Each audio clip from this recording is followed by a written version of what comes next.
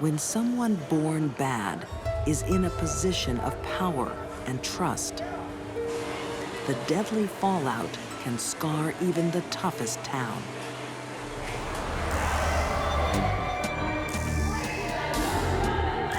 It's 1995. In a New Orleans restaurant, a brother and sister plead for their lives.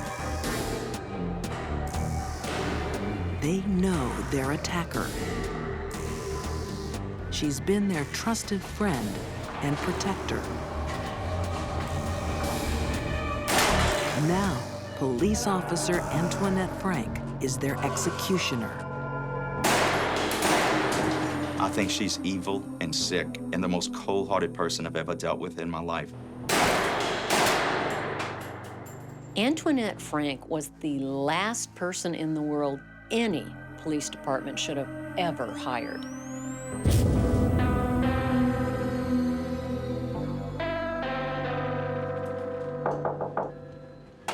Oh, hey. Hi, how you doing? Antoinette, nice to meet you. Antoinette Frank dreamt of becoming a police officer from a young age. Why do you want to join the force? It's always been something I've been keen on, and I just really want to help with, crime and that sort of thing, and think I'd be the just perfect person. But she should never have been given a badge. Right, never been asked to leave, been fired?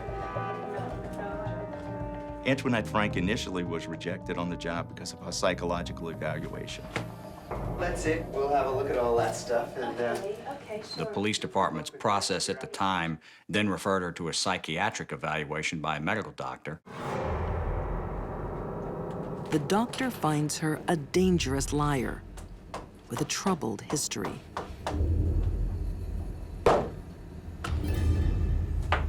But Antoinette will not be denied. And the force is desperate for recruits. They had a loophole built into the system whereby she could go to a private practitioner and get an okay.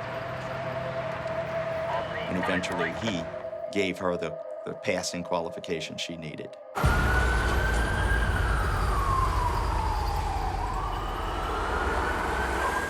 Once in the field, it's clear this 23-year-old isn't cut out for life on the force.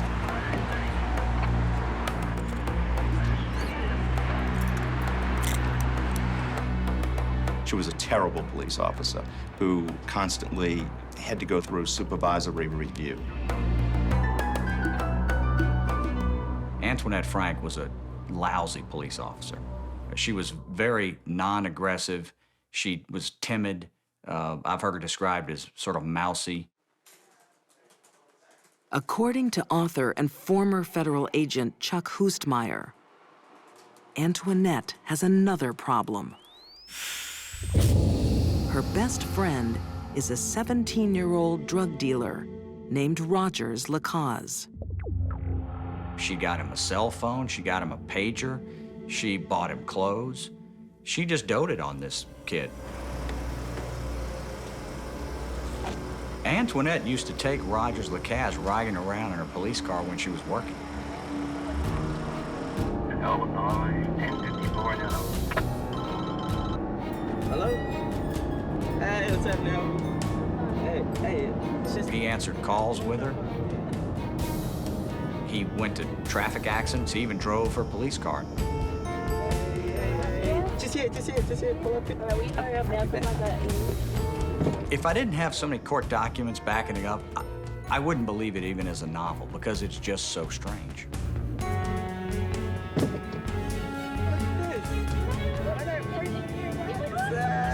I think Frank was attracted to Rogers Lacaze because he was young and he looked up to her and she could dominate and control him.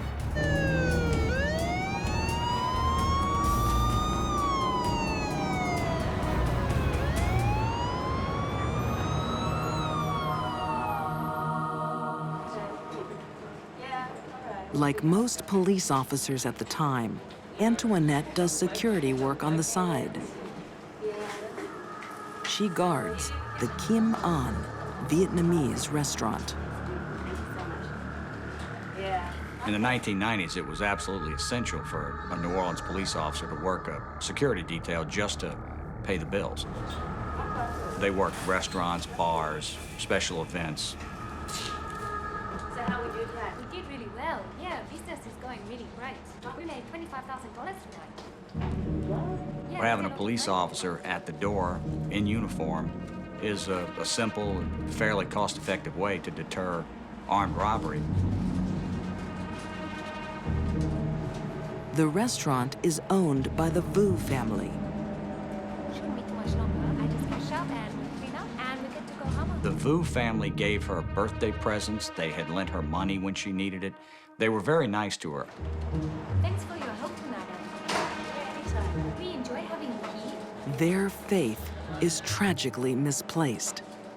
They have welcomed a woman into their lives who is an ice-cold killer.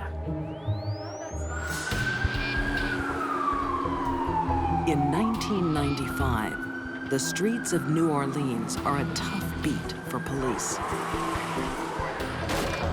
But there's a greater danger. Working within their ranks, a ruthless killer. Officer Antoinette Frank. By the time she became a police officer, she was a full-blown sociopath. And she used her position that badge gave her to use and abuse others. She's what you would colloquially consider a psycho. Off-duty, Antoinette does security at a Vietnamese restaurant with fellow officer Ronnie Williams. But just like her police work, this job isn't going smoothly. She thought Ronnie was getting more hours and more pay as opposed to her. And I think that's kind of what triggered her into deciding to go to get the cash out of the place, and she felt like that would even things up.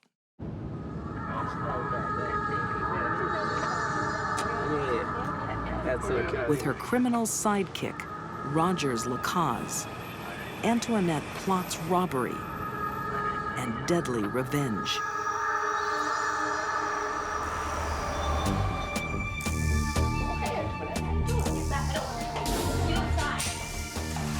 The Vu family's trusted guard is now their attacker.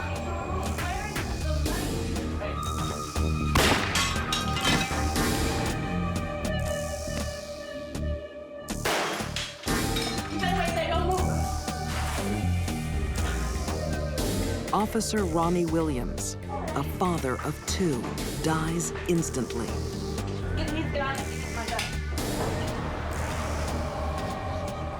They went there with the full intention of killing everyone there just to get the cash that may be on that location.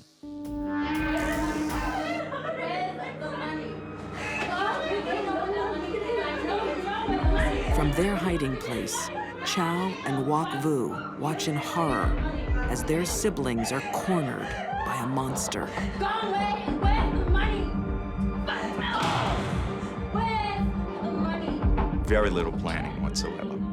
Just total chaos and evil thoughts. Where's the money? Where? Terrified, they give her what she wants.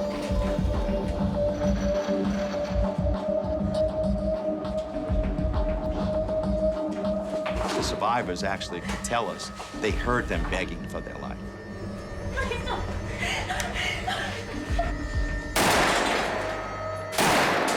She actually shot him execution style.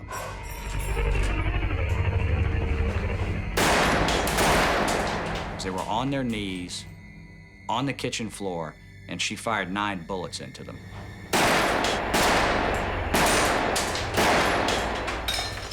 This was a bloodbath. Police officer committing murder, and one of the victims is another police officer. It was unheard of.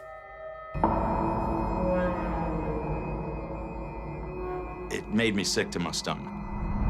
I could have vomited because the thought that a fellow police officer could kill another officer for the sake of money.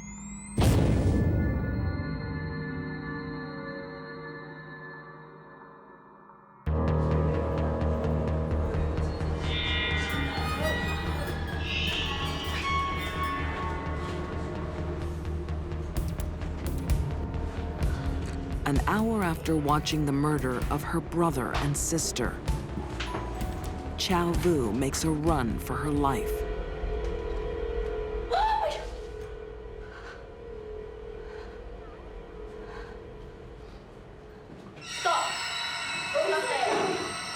Antoinette has returned to make sure there are no survivors. But Chow Vu is lucky. Police arrive just in time.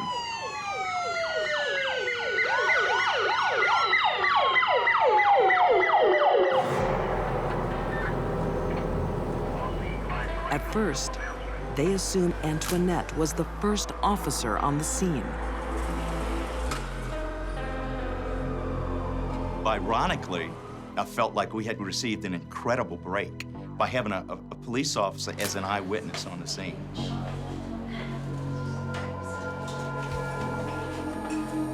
Shaking in terror, Chow Vu finally reveals the awful truth. The killer is Officer Antoinette Frank. It does take a particularly vicious, cold-blooded person to just gun down 3 helpless people who knew you. Antoinette Frank and Rogers Lacaze are both found guilty of first-degree murder and sentenced to death. Neither Antoinette nor Rogers has gotten what they deserve yet. When the sentence is carried out, then they will have what they deserve. I've handled, assisted, or supervised well over 1,000 homicides. Antoinette Frank, without a doubt, is the most cold-hearted person I have ever dealt with.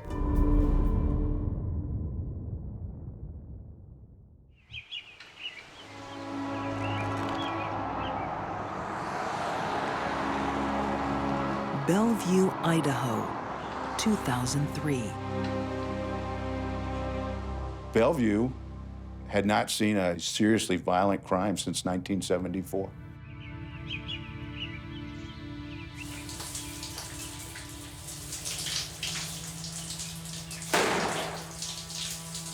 Diane!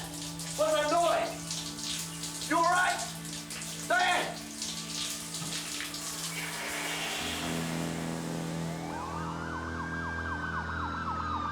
You could hear sirens all over the valley. I mean, I woke up to sirens. That morning, Marguerite Sowersby receives terrible news.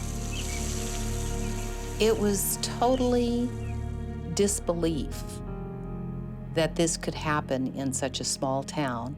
Alan and Diane were very well known, very well liked. They were active in our church. They were active in the trap shooting community. They were active with bowling. They were fun people. Now, at 6 a.m. in their own home, Alan Johnson and his wife Diane have been shot dead. We had our fights, we had our drunks, we had our DUIs, we had those kind of things. We did not have brutal gunplay. That just didn't happen. Not everyone is in shock. The Johnsons' daughter, Sarah, is strangely calm. Sarah was sitting on the fence, watching them bring the bodies out in body bags. And it was no different than her watching a softball game. It was very cold, very, so what?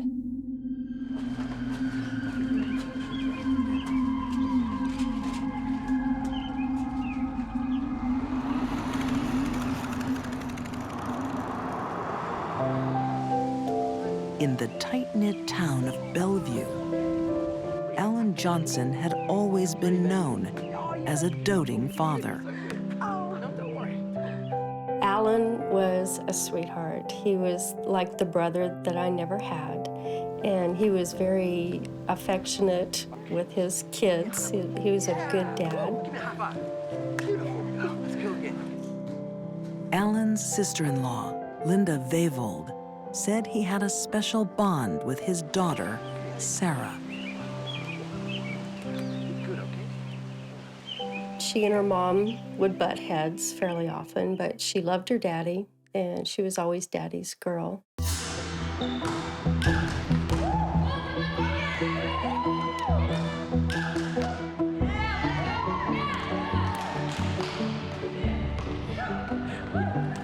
But 16-year-old Sarah has another man in her life. Bruno Santos was a high school dropout here in the Valley, an illegal alien. And Sarah started seeing him, and I didn't particularly care for him. Bruno is 3 years older than Sarah and known to police. Bruno was involved in some street narcotics activity. Nothing major, but enough that when he drove around, he got the blue light special. Maybe I'm worrying too much, but maybe I'm not. Maybe somebody needs to worry. She could be out. She could be out with that.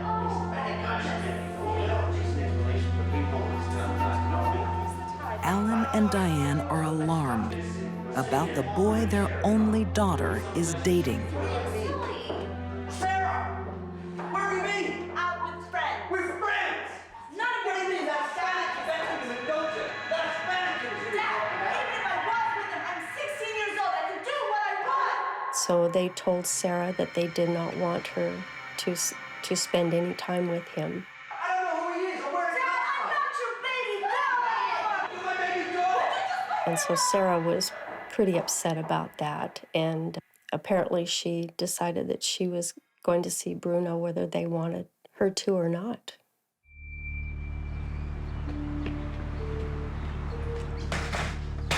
They found out that she had spent the night at Bruno's place, and they thought that she was with a girlfriend. Sarah, what are you doing here with this young What are man? you doing here, Daddy? I told you not to be with this young man. Come on.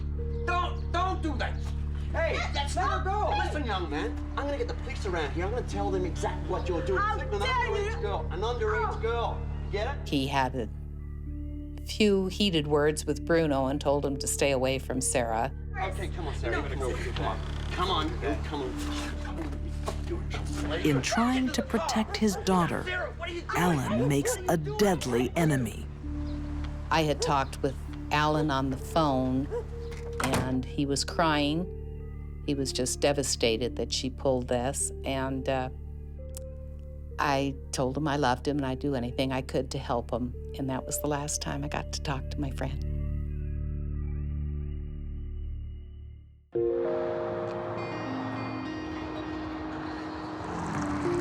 In the small town of Bellevue, Idaho, no one saw it coming. You don't want to believe it because it just can't be real. Their daughter, 16-year-old Sarah, calls for help. I received a call at my home from Blaine County Dispatch the morning of the homicide. Marshal Randy Tremble is expecting a routine call-out. However, the dispatcher went on to explain to me that she could hear screaming in the background on the 911 call that somebody had shot her parents. I told you not to come around this man's house. What are you doing here? You can't keep telling me what to do anymore. Just 3 days earlier, Alan Johnson banned his daughter from seeing her boyfriend. 19-year-old Bruno Santos is an illegal alien with a criminal past. All of us immediately assumed that it was Bruno. We just knew that he was angry that Diane and Alan had forbidden Sarah to see him, So we were convinced that it was Bruno. In the days following the murder, Sarah seems oddly unaffected by her parents' death. No, guys, it's cool. I'm here to play. Let's just, let's play. Sarah was pretty much unemotional. It was very strange. Anyone know any good place to go get your nails done, or? She seemed preoccupied with doing her normal activities. She wanted to go watch the volleyball game. She wanted to go get her nails done. Go anywhere. Sarah, are you okay? I'm seriously, I'm fine. Like, Your parents just died. I'm fine, guys. Don't worry about it. Let's just play. She never said anything about, I miss my mom and dad. She never cried. It was just like nothing there. Come on to this. Even more suspicious is what police find in her trash.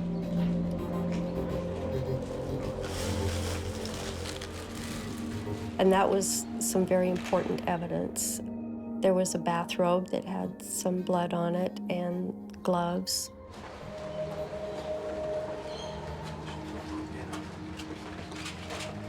The truth about who killed Alan and Diane is becoming clear.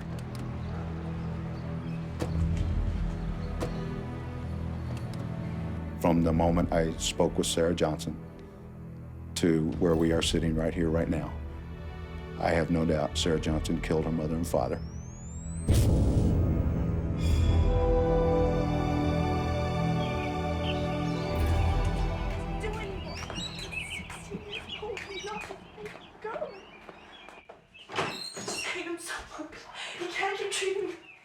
That morning, parental discipline triggers an appalling reaction.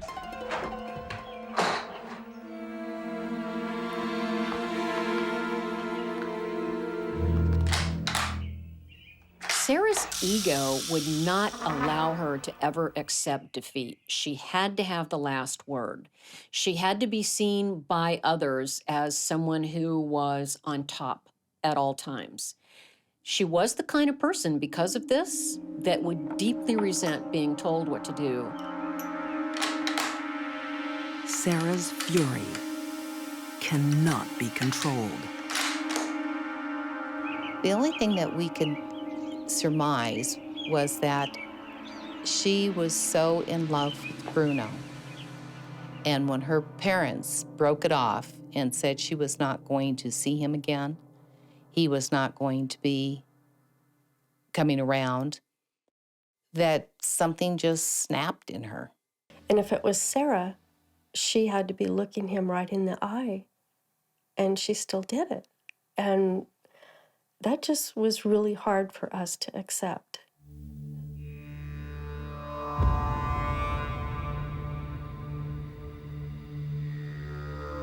Sarah's parents loved and nurtured her for 16 years. They had no idea they'd raised a girl unable to feel empathy. A dangerous girl, a sociopath. The fact that Sarah was able to shoot both of her parents in such a calm, methodical fashion, I think speaks to her sociopathy, and killing them was easy.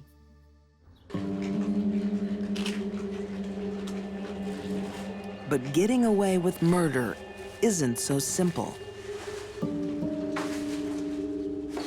In that garbage can was the bathrobe that Sarah had put on, as well as rubber gloves and outer gloves that she had worn. Police find no evidence to link Bruno Santos to the murders.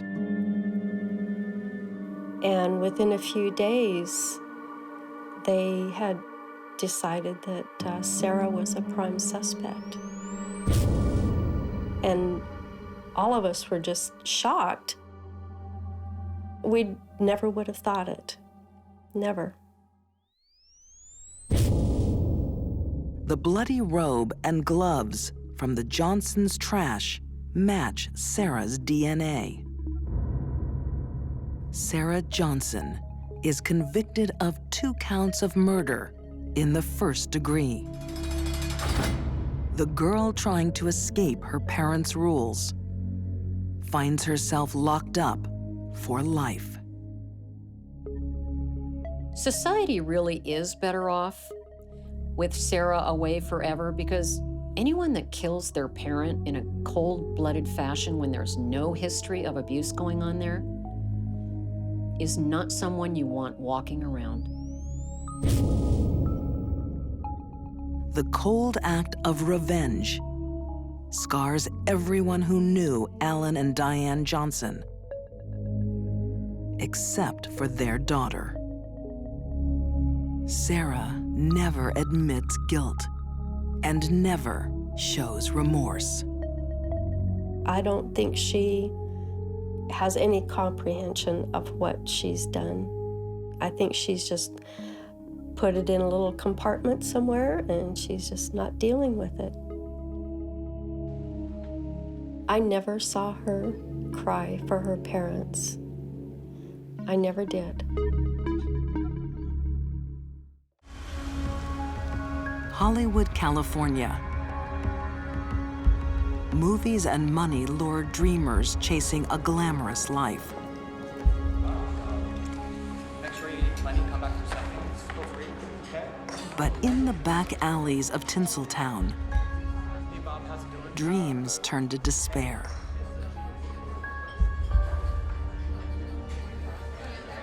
Among the destitute, a ray of hope. 2 elderly women tend to the homeless. Helen Golay, age 73, and Olga Rutterschmidt, 75. They made them feel warm, secure, comfortable, fed, clothed. But there's a sinister side to these good Samaritans. They felt no guilt or shame for what they did, which enabled them to do it so well and for so long. Helen and Olga have no charity and no mercy. They are cold, ruthless killers. This goes beyond homicide. This goes beyond just a simple murder. 2 old ladies. Just doesn't compute. It's just almost, beyond belief that these 2 women would be doing this. No one would suspect them of anything.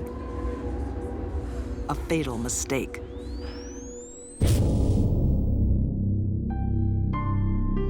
June 2005. A broken body lies in a dark alleyway, victim of a hit and run. It was a man who was hit by a motor vehicle in Los Angeles by accident.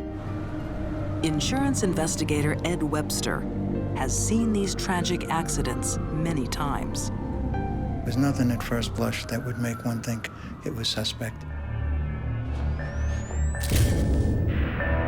It looks like 50-year-old Kenneth McDavid was run over while changing a bike tire.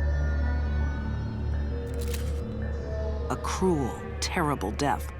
When a tire hits the chest, it's going to crush the chest cavity, and it's going to cause the ribs to break and to puncture the lungs, and it's going to cause massive internal bleeding in both chest cavities. Ed Webster can see something odd about the crime scene. The tire was not flat, so it wouldn't require changing, and there were no tools around. It was just his bike. Also unusual, McDavid is lying down when he is hit. Whenever a body is found on a roadway and appears to have been run over, I always ask the question, why were they laying there on the roadway? Were they injured prior to being dumped on the roadway and then run over? Were they taking some drugs or alcohol, something that impaired their judgment? Ed Webster follows a hunch and starts digging. Soon, he hits a lead. Kenneth McDavid is a vagrant. 2 years ago, he moved off the streets into an apartment. And in fact, he lived in an apartment that was rented by Helen Golay, and she was taking care of him for 2 years. Helen Golay, one of the 2 nice ladies from the soup kitchen. They housed and fed McDavid, and they're the sole beneficiaries of his life insurance. There was absolutely no reason to expect that they would, under the normal course of events, outlive this man who was healthy, 20 years younger than them. Even stranger, Helen and Olga have insured Kenneth McDavid for $1 million. They're making an investment, and the only way that they can collect on that investment is if this man dies. So it's either a homicide or they are the luckiest 2 women in the world. LAPD Detective Tennis Kilcoyne is also suspicious, uncovering more policies in McDavid's name. So slowly we start getting information from these insurance companies, and we start learning that there's more and more policies on Kenneth McDavid, with Helen and Olga as the beneficiaries. All I need is your signature. Altogether, the policies add up to nearly $6 million. Helen is listed as McDavid's business partner. Olga is fiancée. The women are arrested for insurance fraud. But that's only the tip of the iceberg. We've got 2 little old ladies. They're involved in this insurance scam. These guys are ending up dead. Is that we're missing something. We're missing a big piece of the puzzle here. That piece could be the car that ran down Kenneth McDavid.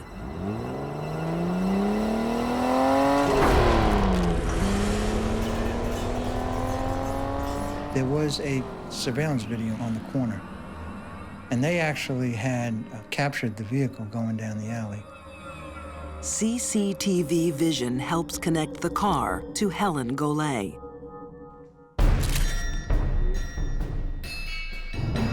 The police forensic team go to work. For 2 days, they went over this vehicle with a fine-tooth comb. They put it up on a rack. They did a lot of different things. The lab found some old, dark spots under the vehicle that tested positive for blood. Does that look like blood? What most people don't realize is that bits of hair and skin and clothing and blood can be deposited up on the inner nooks and crannies of the vehicle. It's very difficult to destroy DNA. Ultimately, they called me a week or 2 later and said it was positive to Mr. McDavid's DNA. And it was at that time that everything started snowballing.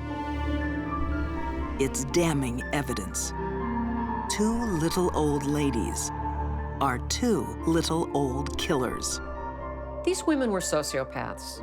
They were out for personal gain at the expense and abuse of others. Then insurance investigator Ed Webster takes a shocking phone call. The traffic cops asked me if I had ever heard of Paul Vados. And then he told me that the same 2 women had claimed the body of Paul Vados, and Vados was also killed in a hit-and-run accident several years before. This isn't a one-time murder. It's a business. On the streets of Los Angeles, police arrest some unusual suspects. 2 little old ladies wanted for murder. 2 70-some-odd-year-old women who, for all intents and purposes, could be your grandmother.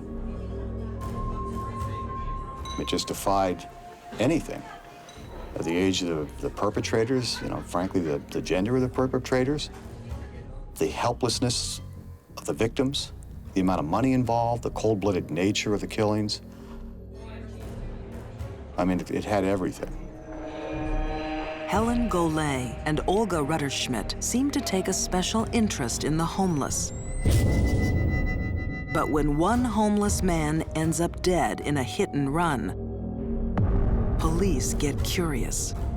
We had really put a nice little puzzle together. We found the vehicle that they used. We connected Mr. McDavid's DNA to the undercarriage of the vehicle.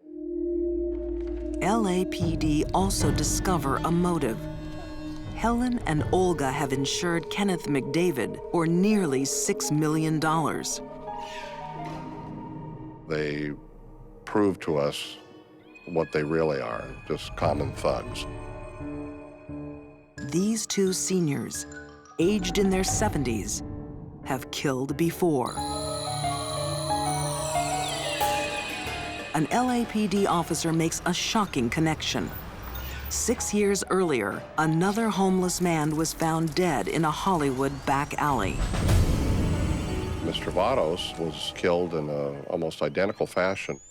Run over in an alley, dark, in the middle of the night, appeared homeless, and two little old ladies had come looking for reports and information. Sure enough, when the file was pulled, the same two little old ladies were identified as Helen and Olga. Now come on, this is going to be your new home. The truth is unthinkable. Over here. Victims are being raised like cattle for the slaughter. So comfortable. You're going to have food. I've worked a lot of cases. A lot of cases where people have done horrible things.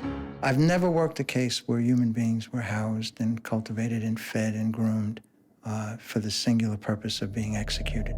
Tea for Ken. Sure, milk and sugar, Ken? The men are groomed for 2 years to beat California's state insurance law. Under the law, life insurance policies are difficult to contest on the company's part after 2 years. For LA Times reporter Paul Pringle, few stories horrify like the hit-and-run grannies. One of the most chilling things about this case is that Helen and Olga could have a relationship with these victims for so long, a close relationship, even a caring relationship, and apparently never come close to bonding with these people, and then to murder them in cold blood. Helen Golay's appetite for money knows no bounds. Helen was pretty well off and had a lot of real estate investments and lived in a high-end neighborhood and was doing very well for herself. She didn't need to do this.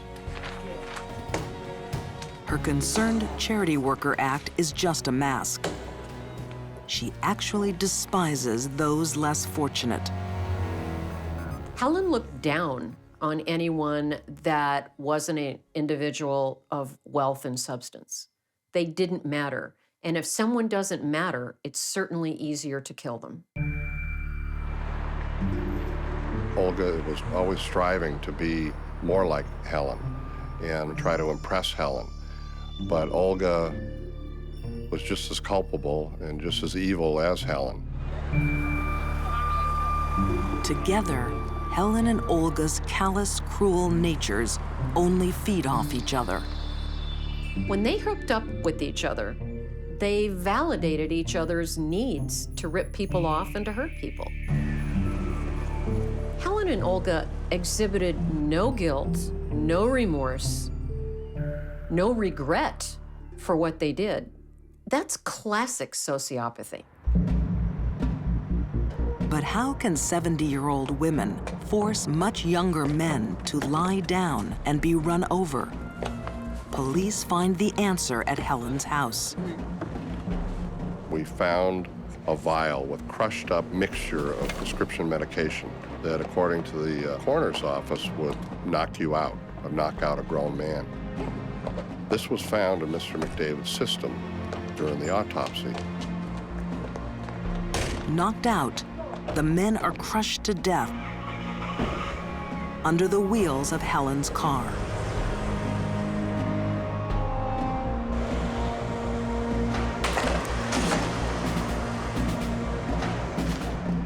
It's the final act in a long, disturbing murder plan. Helen and Olga were convicted of first-degree murder in both killings, been sentenced to life in prison without possibility of parole. Helen Golay and Olga Rutterschmidt have their mask of kindness stripped away. Kind old ladies are cold, monstrous killers. The motive was purely money. They had no personal interest or satisfaction in killing these people. This case is off the charts. I keep coming back to that 2-year period that they had to sort of ranch these victims. Never bonding, no empathy, no sympathy. As soon as the clock ran out, they killed them.